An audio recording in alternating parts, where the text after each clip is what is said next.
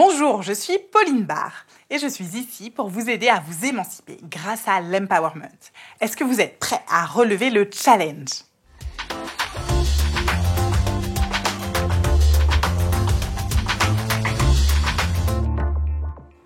Comment s'est passé votre premier conseil de paix ? Je suis sûre que ce système va beaucoup vous apporter pour libérer du temps et de l'énergie pour l'essentiel. Aujourd'hui, on va parler du sport, qui pour moi est aussi un élément clé de l'empowerment. Tout le monde sait que le sport est bon pour la santé, mais aussi pour le moral, grâce aux endorphines, qui procurent une sensation de bien-être et de confiance en soi. Et vous allez voir dans cette série de vidéos à quel point il est important d'avoir un corps en pleine forme pour pouvoir être au mieux de ses capacités et profiter à plein de ces 4 cercles de vie. Mais c'est aussi un très bon entraînement pour le monde du travail. Le sport force la discipline. La régularité bat le génie. On apprend en osant et en passant à l'action, tout comme dans la vie professionnelle. Prenons le stretching postural que je pratique depuis quelques années. Au début, on pense que son corps est figé, que telle inversion du bassin ou courbure du haut du dos ne correspond pas à sa morphologie.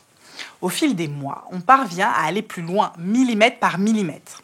Au travail, on expérimente exactement la même situation. Le sport permet de comprendre que la persévérance l'emporte et nous rend capables de dépasser ses propres limites. Visualiser la prochaine figure à réaliser permet de la réussir, comme visualiser son objectif chaque semaine permet de l'atteindre. Courir plus longtemps, sauter plus haut, augmenter sa capacité de traction, gagner en force et en souplesse permet de dépasser les croyances limitantes, aussi bien dans sa vie professionnelle que personnelle, et d'oser voir grand. Et rien qu'en cela, c'est un très bon outil en matière d'empowerment. Ensuite, ça peut aussi être un cercle où on se teste, où on apprend de soi pour pouvoir évoluer. Le sport apprend l'humilité à être débutant dans un domaine, à réaliser le chemin parcouru au fur et à mesure de la progression. Il permet de réaliser le fait que l'on est capable d'atteindre des buts qui nous semblaient une montagne d'entrée de jeu. Attention, se dépasser ne veut pas non plus dire qu'il faut absolument tous se lancer dans un marathon olympique. Il y a une injonction à faire du sport, mais il ne faut pas que ça vous écrase. L'important, ce n'est pas de faire un sport en particulier. L'important, c'est de faire quelque chose qui vous fasse plaisir et qui vous donne de la force.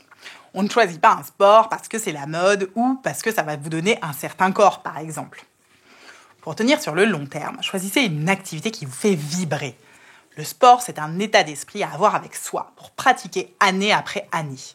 Et c'est justement parce que vous faites une activité qui vous intéresse que vous allez avoir l'énergie de vous accrocher. Donc on ne fait pas du sport juste 3 mois avant l'été ou parce que c'est une lubie. On ne fait pas du yoga parce que c'est le seul cours proposé sur son lieu de travail.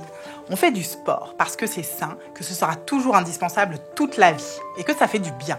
Bouger, oxygéner sa tête et son corps, ça permet aussi de mieux réfléchir, de changer l'angle de vue sur un sujet.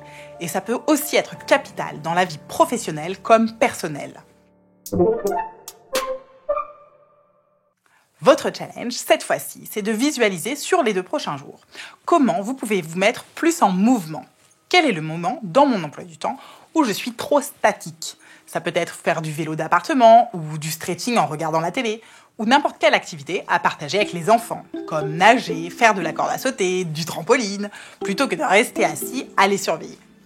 La prochaine fois, nous parlerons de comment se mettre en avant. À plus tard!